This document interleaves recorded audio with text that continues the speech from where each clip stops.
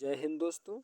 आपके अपने चैनल ज्ञान ज्योति पर आप सभी बंधुओं का स्वागत एवं अभिनंदन है। दोस्तों एक बार बताएं आप लोग कैसे हैं। मैं आशा करता हूं कि आप लोग स्वस्थ और ज़बरदस्त होंगे और जहां कहीं भी होंगे एकदम ठीक होंगे।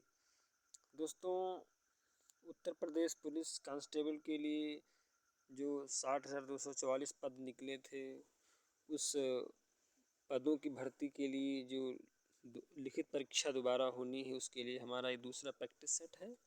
और मैं आशा करता हूँ कि आप सभी लोग उसके लिए प्रयासरत होंगे और प्रतिदिन अपनी तैयारी को बेहतर बना रहे होंगे। बंधुओं, इसमें हमारा ये पहला प्रश्न है कि उपाधियों का अंत संविधान के किस अनुच्छेद में है। बड़ा ही सुंदर प्रश्न है और मैं आशा करूंगा कि आप लोग इस प्रश्न का जवाब देंगे। देखिए, जो उपाधियां हैं, उपाधियों का अंत संविधान के किस अनुच्छेद में है। तो जो उपाधियों का अंत दिया गया है, ये संविधान के अनुच्छेद नंबर 18 में दिया गया है। जो आर्टिकल नंबर 18 है, इसमें उपाधियों का अंत दिया गया है। देखिए, उपाधियों के अलावा इस प्रश्न में आपसे दूसरा भी प्रश्न पूछा जा सकता है। जैसे आप पेपर देंगे तो उसमें आर्टिकल नंबर 16 के बारे में पूछ सकता है। तो जो आर्टिकल नंबर 16 है, इसमें अवसर की समानता दी गई है। क्या दी गई है? अवसर की समानता। अवसर की समानता आर्टिकल नंबर 16। आर्टिकल नंबर 16 में अवसर की समानता दी गई है। आर्टिकल नंबर 16 में अवसर की समानता। ये जो आर्टिकल नंबर 17 है, इसमें क्या है? ये अस्पृश्यता का अंत। अस्पृश्यता का अंत। इसमें अस्पृश्यता का अंत दिया गया है। अस्पृश्यता का अंत, ठीक है। इसके अलावा ये जो हमारा आर्टिकल नंबर 19 है, इसमें इसमें 6 प्रकार की स्वतंत्रताएं दी गई हैं। जैसे हमें वाक्य एवं अभिव्यक्ति की स्वतंत्रता, बोलने की स्वतंत्रता, कहीं भी आने जाने की स्वतंत्रता, चुप रहने की स्वतंत्रता, झंडा फहराने की स्वतंत्रता आदि इसमें दी गई है आर्टिकल नंबर 19 में। तो ये जो पहला प्रश्न है, उपाधियों का अंत, ये किस में दिया हुआ है? आर्टिकल नंबर 18 में, ठीक है। आगे चलेंगे। प्रश्न नंबर 2, राज्यपाल को शपथ कौन दिलाता है? ये जो राज्यपाल होता है, इसे कौन शपथ दिलाता है?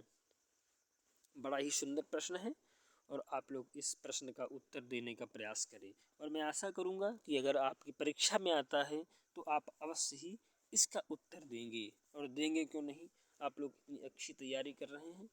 प्रश्न नंबर 2, राज्यपाल को शपथ कौन दिलाता है? देखिए, जो राज्यपाल की शपथ है, ये जो उच्च न्यायालय, जो हाई कोर्ट हमारा होता है, उसका जो मुख्य न्यायाधीश होता है, यही राज्यपाल को शपथ दिलाता है, ठीक है। ये जो उच्च न्यायालय का मुख्य न्यायाधीश है, ये राज्यपाल को शपथ दिलाता है। हमारा जो राष्ट्रपति होता है, राष्ट्रपति को शपथ दिलाता है उच्चतम न्यायालय का मुख्य न्यायाधीश, ठीक है। जो उच्चतम न्यायालय का मुख्य न्यायाधीश होता है, ये हमारे राष्ट्रपति को शपथ दिलाता है। इसकी व्याख्या अगर देखेंगे तो ये जो हमारा उच्च न्यायालय है, जो हमारा उच्च न्यायालय है, ये भाग 6 में अनुच्छेद 214 से 232 तक दिया गया है। जो हमारा हाई कोर्ट है, वर्तमान में जो हमारे हाई कोर्ट हैं, यानी भारत की अगर बात करें तो वर्तमान में जो हमारे हाई कोर्ट हैं वो 25 बताए गए हैं, 25 हैं। देखिए, जो ये हाई कोर्ट बनाए गए हैं, जो हमारे भारत में हाई कोर्ट बने हुए हैं, ये भारत परिषद अधिनियम 1861 के द्वारा भारत उच्च न्यायालय अधिनियम बना। जो भारत परिषद अधिनियम 1861 के द्वारा भारत उच्च न्यायालय अधिनियम बना, और इसके तहत भारत में तीन हाई कोर्ट बनाए गए। ये 1862 में भारत में 3 हाई कोर्ट बने, एक 2 जुलाई को, 14 अगस्त को, 15 अगस्त 1862 में ही, कोलकाता, मुंबई और मद्रास। अनुच्छेद जो 214 है, अनुच्छेद 214 में कहा गया है कि प्रत्येक राज्य के लिए एक हाई कोर्ट होगा, प्रत्येक राज्य के लिए, यानी जो हर राज्य होगा उसमें एक हाई कोर्ट बनाया जाएगा। लेकिन इसके अपवाद के रूप में अनुच्छेद 231 दिया गया है। 231 में क्या लिखा है कि एक हाई कोर्ट दो या दो से अधिक राज्यों के लिए हो सकता है। राज्य हो या यूटीज हो, इनके लिए कोई भी हाई कोर्ट काम कर सकता है। ठीक है, अगला प्रश्न देखेंगे। पेड़ पौधों की वृद्धि, पेड़ पौधों की जो वृद्धि है मापने में किस यंत्र का प्रयोग होता है? पेड़ पौधों की वृद्धि मापने में किस यंत्र का प्रयोग होता है? बड़ा ही सुंदर प्रश्न है और आशा करूंगा कि आप लोग इसका उत्तर दें। जो पेड़ पौधे की वृद्धि है इसको मापने में ऑक्सीनोमीटर का प्रयोग होता है। जो ऑक्सीनोमीटर होता है पेड़ पौधे की वृद्धि को मापता है।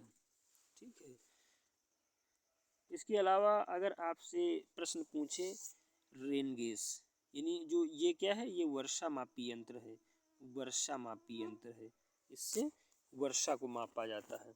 ठीक है, और ये जो आपका बैरोमीटर है इसमें वायु दाब की आर्द्रता या वायु दाब हम कह सकते हैं, वायु दाब को मापते हैं बैरोमीटर से। और ये अल्टीमीटर है, अल्टीमीटर से क्या करते हैं दोस्तों, अल्टीमीटर से वायुयान की ऊंचाई मापते हैं। ये वायुयान में लगा होता है, वायुयान की ऊंचाई मापते हैं अल्टीमीटर से। अल्टीमीटर से क्या मापते हैं भैया? वायुयान की ऊंचाई मापते हैं, वायुयान की ऊंचाई मापते हैं। ठीक है, तो ये जो पेड़ पौधे की वृद्धि है किससे मापते हैं? ऑक्सीनोमीटर से। ठीक है, आगे चलेंगे भैया। वह नृत्य जो विशेषतः पुरुषों द्वारा किया जाता है। देखिए इसमें एक नृत्य ऐसा है जो विशेषतः पुरुषों द्वारा ही किया जाता है। अधिकतर वह नृत्य जो विशेषतः पुरुषों द्वारा किया जाता है। तो पुरुषों द्वारा किया जाने वाला नृत्य कौन सा है आप लोग बताएं। बड़ा सुंदर प्रश्न है और आप लोग अवश्य ही इसका उत्तर देंगे। देखिए जो पुरुषों द्वारा किया जाने वाला नृत्य है ये कौन सा है? कथकली। कथकली जो हमारा नृत्य है ये केरल का नृत्य है। कथकली ये केरल का नृत्य है। कथकली और मोहिनी अट्टम, कथकली और मोहिनी अट्टम ये दोनों ही नृत्य केरल के हैं। कथकली और मोहिनी अट्टम ये दोनों नृत्य केरल के हैं। लेकिन ये जो कथकली है ये पुरुषों के द्वारा किया जाता है। ठीक है, ये पुरुषों के द्वारा किया जाता है। और ये जो आपका मोहिनी अट्टम है, ये जो मोहिनी अट्टम है ये महिलाओं के द्वारा किया जाता है। कई बार प्रश्न पूछा गया है ये कई बार प्रश्न पूछा गया है। ये मोहिनी अट्टम महिलाओं के द्वारा, कथकली पुरुषों के द्वारा किया जाता है। मोहिनी अट्टम और कथकली ये दोनों जो नृत्य हैं ये केरल के नृत्य हैं। देखिए जो भरतनाट्यम है, भरतनाट्यम जो है ये तमिलनाडु का लोक नृत्य है। तमिलनाडु का लोक नृत्य नहीं, ये शास्त्रीय नृत्य है। ये तमिलनाडु का शास्त्रीय नृत्य है। कुचिपुड़ी आपका आंध्र प्रदेश का है, क्योंकि अंधे लोग कच्ची पूड़ी नहीं खाते हैं। ये जो आंध्र प्रदेश है यहाँ का नृत्य है कौन सा? ये कुचिपुड़ी। ठीक है, तो इसमें क्या पूछा है? वह नृत्य जो विशेषतः पुरुषों के द्वारा किया जाता है, तो कौन सा भी है? ये कथकली है। ठीक है, और इसकी व्याख्या अगर हम देखें तो ये जो कथकली है रामायण और महाभारत कालीन नृत्य है। रामायण और महाभारत कालीन नृत्य है कथकली।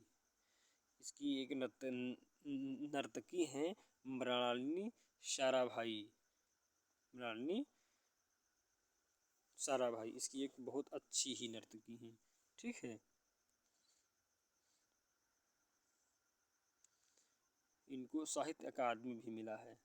ठीक है, अगला प्रश्न देखेंगे। विश्व सम्मोहन दिवस, विश्व सम्मोहन दिवस कब मनाते हैं? जो विश्व सम्मोहन दिवस है ये कब मनाते हैं? आप लोग उत्तर देने का प्रयास करें। बड़ा ही सुंदर प्रश्न है। देखिए जो विश्व सम्मोहन दिवस है ये, इसका हम आंसर देख लेते हैं। ये 4 जनवरी को मनाया जाता है। जो विश्व सम्मोहन दिवस है ये भैया 4 जनवरी को मनाया जाता है। और 4 जनवरी को ही एक और बहुत विख्यात जो दिवस है वो मनाया जाता है। उसका क्या नाम है? विश्व विश्व ब्रेल दिवस। ब्रेल ब्रेल जो अंधे लोग होते हैं उनके लिए जो लिपि विकसित की गई है उसके लिए मनाया जाता है 4 जनवरी को ही विश्व ब्रेल दिवस। ठीक है भैया जी। 9 जनवरी को अगर पूछता है 9 जनवरी को कौन सा दिन दिवस मनाया जाता है, तो 9 जनवरी को प्रवासी भारतीय दिवस मनाते हैं। प्रवासी भारतीय दिवस, प्रवासी भारतीय दिवस मनाते हैं। ठीक है भैया जी। ये जो 10 जनवरी है इसको कौन सा दिवस मनाते हैं? ये आपका विश्व हिंदी दिवस है। ये विश्व हिंदी दिवस है। ये विश्व हिंदी दिवस है। ये भारतीय हिंदी दिवस नहीं है, ये विश्व हिंदी दिवस है। 23 जनवरी को पराक्रम दिवस मनाते हैं। 23 जनवरी को क्या मनाते हैं भैया जी? पराक्रम दिवस। पराक्रम दिवस मनाते हैं 23 जनवरी को। ये सुभाष चंद्र बोस जी की जयंती के अवसर पर पराक्रम दिवस मनाया जाता है। ठीक है। अगला प्रश्न देखेंगे। किस संस्था को दुनिया का पुलिसमैन कहते हैं? किस संस्था को दुनिया का पुलिसमैन कहते हैं? आर्थिक व सामाजिक परिषद है या सुरक्षा परिषद है, अंतर्राष्ट्रीय न्यायालय है या महासभा है? अंतर्राष्ट्रीय जो सामाजिक परिषद है ये सभी जो हमारा संयुक्त राष्ट्र महासंघ है, जो हमारा संयुक्त राष्ट्र महासंघ है, जो संयुक्त राष्ट्र महासंघ है, संयुक्त राष्ट्र महासंघ है, इसकी जो स्थापना हुई थी 24 अक्टूबर 1945 को ही थी। ठीक है, 24 अक्टूबर 1945 को ही थी। और इसी के ये चारों संस्थाएं हैं। इसमें 4 क्या, इसमें 6 संस्थाएं हैं। ठीक है, इसमें 6 संस्थाएं हैं। ये जो हमारा यूएनओ है, संयुक्त राष्ट्र महासंघ, इसमें छः संस्थाएं हैं। जैसे आपका सचिवालय है, प्रन्यास परिषद है, और ये 4 तो यही हो गई। इसके अलावा सचिवालय और प्रन्यास परिषद है। तो हमारा जो एक सचिवालय भी इसमें है। ठीक है, सचिवालय, इसमें एक सचिवालय है भैया जी। तो सचिवालय के अलावा एक है प्रन्यास परिषद। प्रन्यास परिषद, और प्रन्यास परिषद के विषय में कई बार प्रश्न पूछा गया है। ये जो हमारा प्रन्यास परिषद है इसने जो है 1994 से कार्य करना बंद भी कर दिया है। ठीक है, तो दुनिया का पुलिसमैन किसे कहते हैं? तो दुनिया का पुलिसमैन कहते हैं सुरक्षा परिषद को। जो सुरक्षा परिषद है इसे दुनिया का पुलिसमैन कहते हैं। ठीक है, देखिए जो सुरक्षा परिषद है इसमें कुल सदस्य होते हैं 15। इसमें कुल सदस्य 15 होते हैं। 5 तो हमारे होते हैं स्थायी। 5 कैसे होते हैं? स्थायी। और 10 होते हैं अस्थायी। 10 होते भैया जी अस्थायी। तो जो हमारे 5 स्थायी सदस्य हैं, जो हमारे 5 स्थायी सदस्य हैं, उनके पास वीटो पावर है भैया जी। उनके पास क्या है? उनके पास वीटो पावर है। उनके पास वीटो पावर है। तो उनमें से 5 स्थायी सदस्य कौन से हैं? जाने कितनी बार प्रश्न ये पूछा गया है। जैसे है आपका अमेरिका। अमेरिका स्थायी सदस्य है।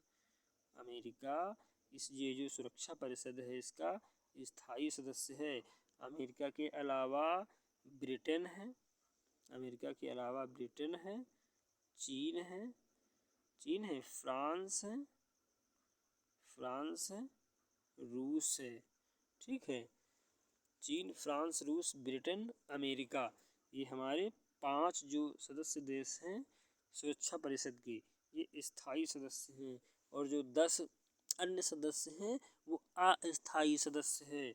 अगर बात करें अस्थायी सदस्यों की, अगर हम बात करें अस्थायी सदस्यों की, अगर हम बात करें अस्थायी सदस्यों की, तो जो अस्थायी सदस्य होते हैं उनमें भारत कितनी बार बन चुका है? अपना जो प्यारा भारत है वो कम से कम 8 बार बन चुका है अस्थायी सदस्य। ठीक है भैया, यानी जो अपना भारत है ये 8 बार अस्थायी सदस्य बन चुका है।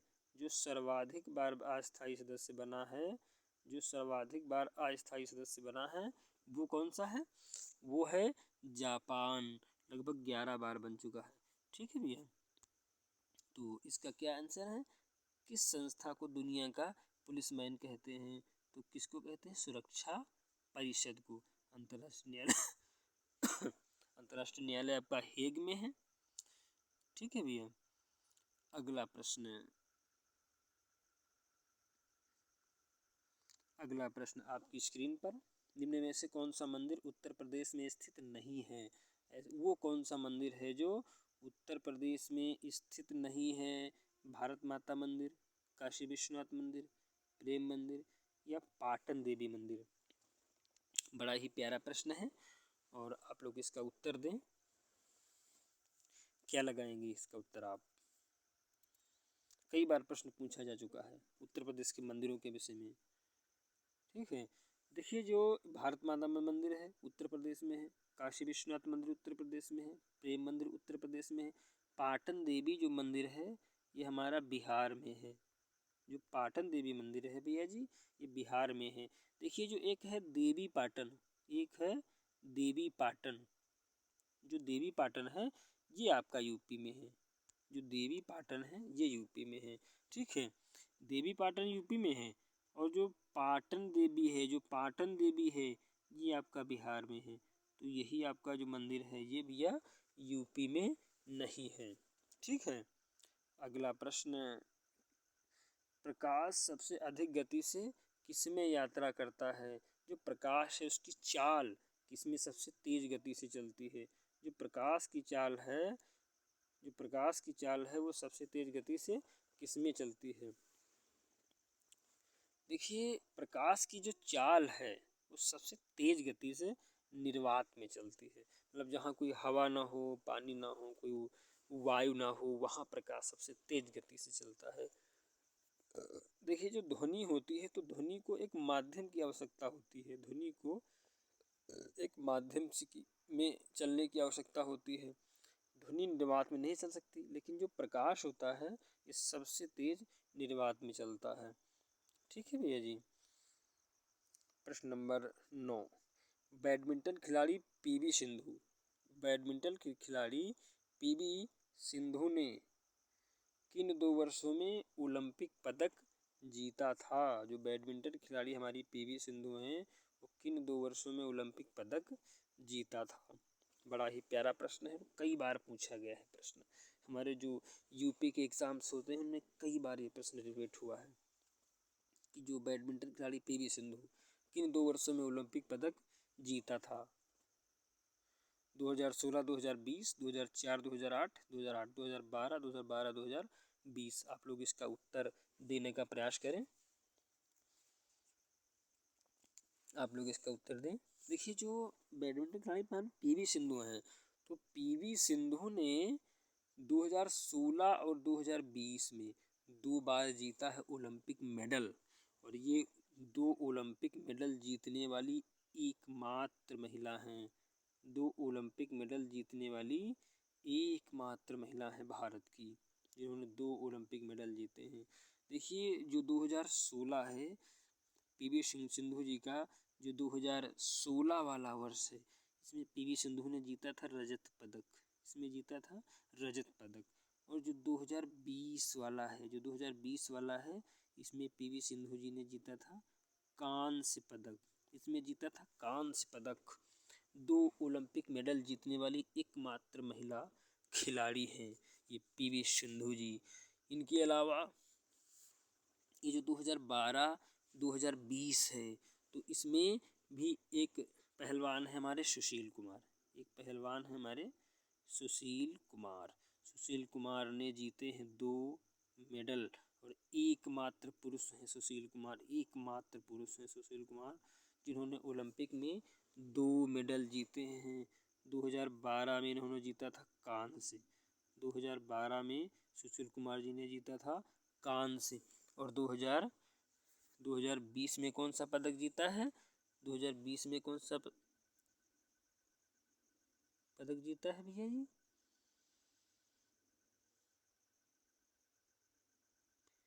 जो हमारे सुशील कुमार हैं, नहीं 2012 में नहीं, इन्होंने जीता है। इसका हमने आंसर गलत दे दिया क्या? इन्होंने जीता है 2008-2012 में। सुशील कुमार जी ने जीता है 2008 में जीता है इन्होंने भैया जी, सॉरी 2008 में जीता है। 2008-2012 में सुशील कुमार जी ने जीता है। ठीक है, 2008 और 2012 में जीता है सुशील कुमार जी ने। ठीक है, 2008 में जीता था कांस्य, 12 में जीता था रजत सुशील कुमार जी। तो इसका आंसर क्या है भैया जी? बैडमिंटन खिलाड़ी पीवी सिंधु ने किन 2 वर्षों में ओलंपिक पदक जीता था? 2016, 2020, ये इसका राइट आंसर हो जाएगा। देखिए, ओलंपिक में 3 मेडल जीतने वाले, ओलंपिक में 3 मेडल जीतने वाले एकमात्र पुरुष ओलंपिक में 3 मेडल जीतने वाले एकमात्र पुरुष देवेंद्र झाझरिया। 2 पैरालंपिक पदक जीतने वाली हो, पैरालंपिक में 3 पैरालंपिक मेडल जीतने वाले पुरुष देवेंद्र झाझरिया। 2 पैरालंपिक पदक जीतने वाली एकमात्र महिला अवनी लेखरा। और 2 ओलंपिक, ये ओलंपिक हैं, ये पीवी सिंधु और ये सुशील कुमार, ये 2 ओलंपिक पदक विजेता हैं। सुशील कुमार 2008-2012। ठीक है, और ये जो आपके हैं, इनके अलावा अवनी लेखरा ये पैरालंपिक है, और देवेंद्र झाझरिया ये भी पैरालंपिक हैं। अवनी लेखरा ने 2 मेडल जीते हैं और देवेंद्र झाझरिया जी ने 3 मेडल जीते हैं। ठीक है भैया, चलो अगला प्रश्न देखेंगे। राष्ट्रीय खेल हॉकी से कौन सा शब्द संबंधित है? राष्ट्रीय खेल हॉकी से कौन सा शब्द संबंधित है? जो हमारा राष्ट्रीय खेल हॉकी है, तो हॉकी से कौन सा शब्द संबंधित है? बड़ा ही सुंदर प्रश्न है और आप लोग इसका उत्तर दें प्लीज। देखिए, जो हमारा राष्ट्रीय खेल हॉकी है, इसका जो शब्द है, ये शब्द है half back. Half back hockey के खेल से संबंधित है। और इसके अलावा जो ये सर्विस कोर्ट है, ये सर्विस कोर्ट ये बैडमिंटन से संबंधित है। किससे संबंधित है? बैडमिंटन से। ये जो सर्विस कोर्ट है भैया जी, ये बैडमिंटन से संबंधित है। और ये जो आपका है, इसके अलावा आपका है कैरम। कैरम जो है ये क्रिकेट से संबंधित है, ये क्रिकेट से। कैरम और एसएस दोनों क्रिकेट से हैं। ठीक है, कैरम और एसएस दोनों क्रिकेट से हैं। ठीक है, तो हमारा जो हॉकी खेल है, इससे कौन सा शब्द संबंधित है? ये हाफ बैक संबंधित है। ठीक है, देखिए हॉकी के कुछ अन्य शब्द हैं जो हमने यहाँ आपके लिए लिख दिए हैं। हॉकी के अन्य शब्द, ये अंडर कटिंग, पेनल्टी, कई बार पूछा गया है पेनल्टी, कैरी, टाई ब्रेकर, पुशिन, 16 या ढीट, कई बार पूछा गया है। मोस्ट इम्पॉर्टेंट, कई बार पूछा जा चुका है। अंडर कटिंग कई बार पूछा जा चुका है। तो दोस्तों, ये हमारा 10वां प्रश्न था और आशा करता हूँ कि आपको पसंद आया होगा। अगर पसंद आया हो तो